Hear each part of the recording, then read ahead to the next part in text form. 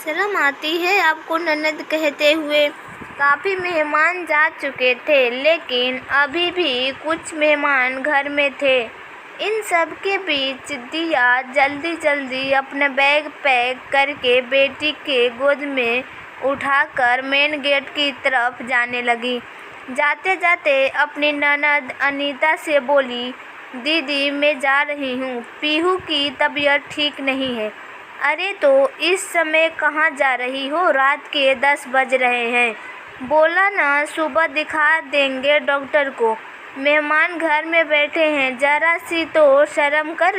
दीदी शर्म को तो रहने दीजिए, आपको मुबारक हो। इस समय मैं सिर्फ एक माँ हूँ और मेरी बेटी की कंडीशन बहुत ख़राब है। मैं जा रही हूँ, जिसको जो समझना है समझे। एक हाथ में अपना बैग घसीटते हुए दूसरे हाथ में अपनी बेहोश बेटी को हाथ में वो जैसे तैसे सोसाइटी के मेन गेट तक पहुंची। देखा तो रीचा दीदी और नरेंद्र जीजा जी अपनी कार में उसी का इंतज़ार कर रहे थे।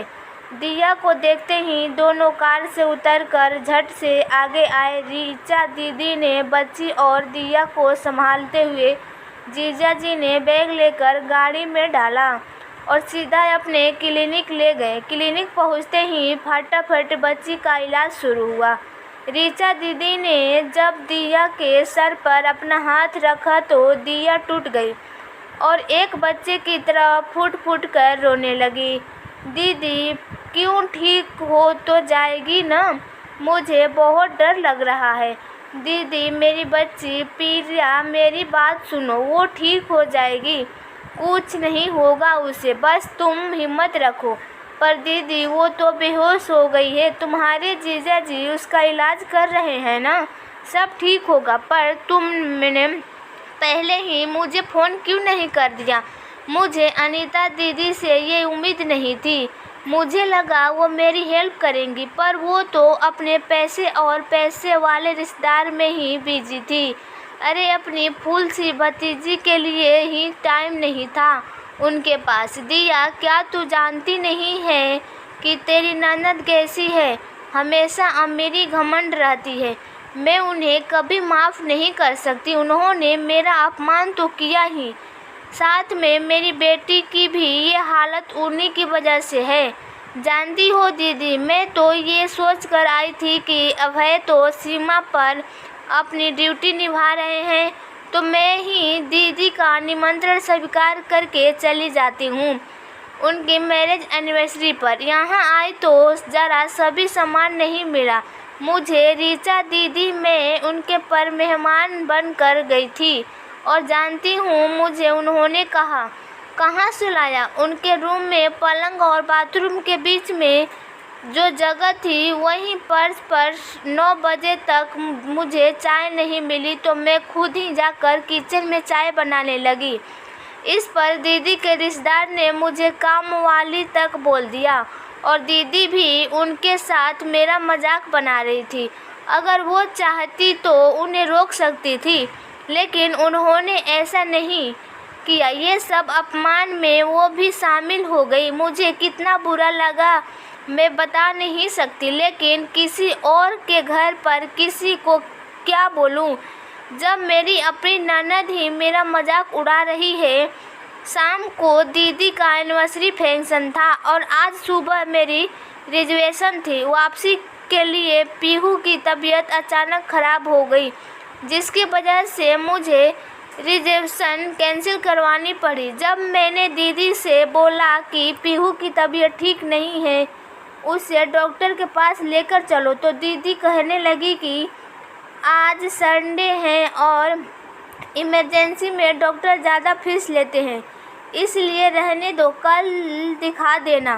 तब मैंने जीजा जी को फ़ोन करके उनके दवाई पूछी और खुद मेडिसिन पे ढूंढ कर दवाई लेकर आई, पर पीहू को दी। जानती हो दीदी, दोपहर के 3 बज गए, लेकिन अनीता दीदी ने मुझसे खाना तक का नहीं पूछा, खुद ही जाकर खाना परोस कर ले आई। इतने में पीहू जाग गई, लेकिन मेरी ननद ने या पीहू को गोद में उठाया ना चुप कराया।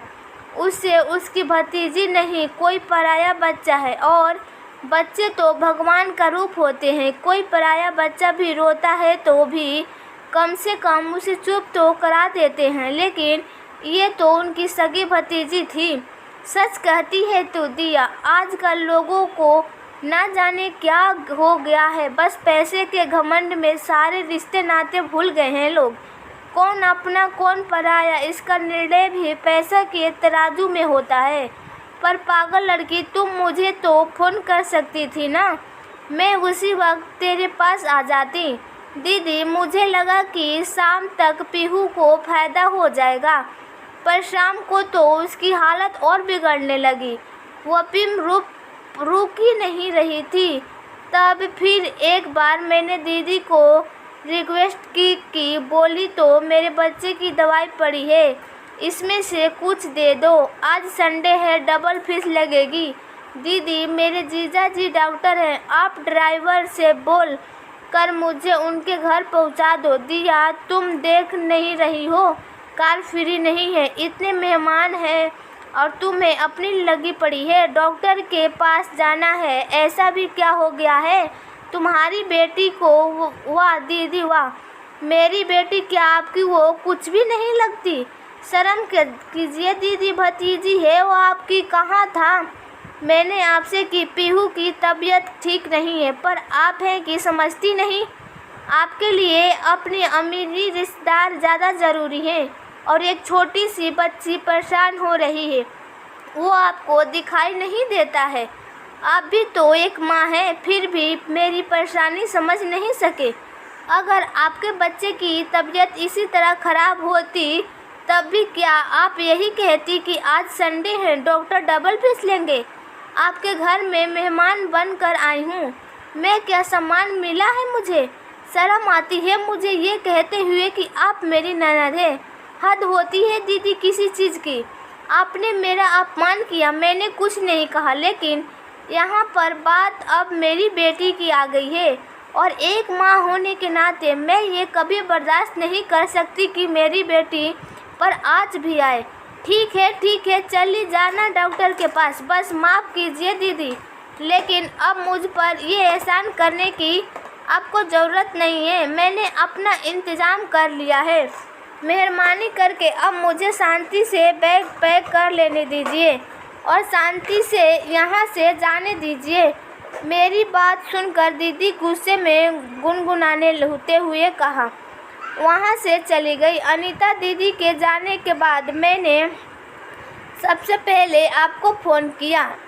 मुझे पता था कि ऐसे समय पर एक आप ही हैं जो इस अनजान शहर में मेरी मदद कर सकती हैं, और हुआ भी वही। एक फ़ोन पर आप मुझे लेने दीदी के घर आ गई। जानते हो दीदी, बैग पैक करते हुए मैं बस ये सोच रही थी कि क्या अमीर लोगों के पास दिल नहीं होता। इतना बड़ा फंक्शन किया था दीदी ने एक नन्ही सी जान के लिए, उनके पास पैसे नहीं थे। अरे नहीं थे तो क्या हुआ, कम से कम मदद तो कर देती। डॉक्टर की फीस, दवाई, सब का खर्चा खुद करती, उन्हें तो वैसे भी करने नहीं देती। एक फौजी की बीवी हूँ, मेरे पति सीमा की सुरक्षा में है और यहाँ उनकी बीवी और बच्चे के साथ उनके अपने रिश्तेदार ये व्यवहार कर रहे हैं। क्या सिर्फ पैसा ही सब कुछ होता है? क्या दीदी के लिए सिर्फ अपने अमीर रिश्तेदार ही मायने रखते हैं? वो पैसे के नशे में इतना अंधी हो चुकी है कि उन्हें अपना मायके भी नज़र नहीं आता। बस कर दिया, अब शांत हो जा। कुछ लोग होते ही ऐसे हैं, उनके लिए सिर्फ पैसा ही मायने रखता है। तू ये सब कुछ छोड़ और बच्ची पर ध्यान दे। कुछ नहीं, आंखों बंद करके मेरे कंधे पर सर रख ले, तुझे अच्छा लगेगा। कुछ समय बाद जीजा जी ने आकर बताया कि बच्ची खतरे से बाहर है। दरअसल उसे फूड पॉइजन हो गया था, जिसकी वजह से वो लगातार उल्टी कर रही थी और ज़्यादा उल्टी की वजह से पानी की कमी हो गई थी, लेकिन अब पहले से काफ़ी बेहतर है। चिंता की कोई बात नहीं है। तुमने समय पर मुझे फ़ोन कर दिया था और वैसे भी फौजी की बेटी है, इतना जल्दी हार नहीं मान सकती। जीजा जी के मुंह से ये बात सुनकर दिया खुश हो गई। भीगी आंखों से हाथ जोड़कर अपने जीजाजी की धन्यवाद किया।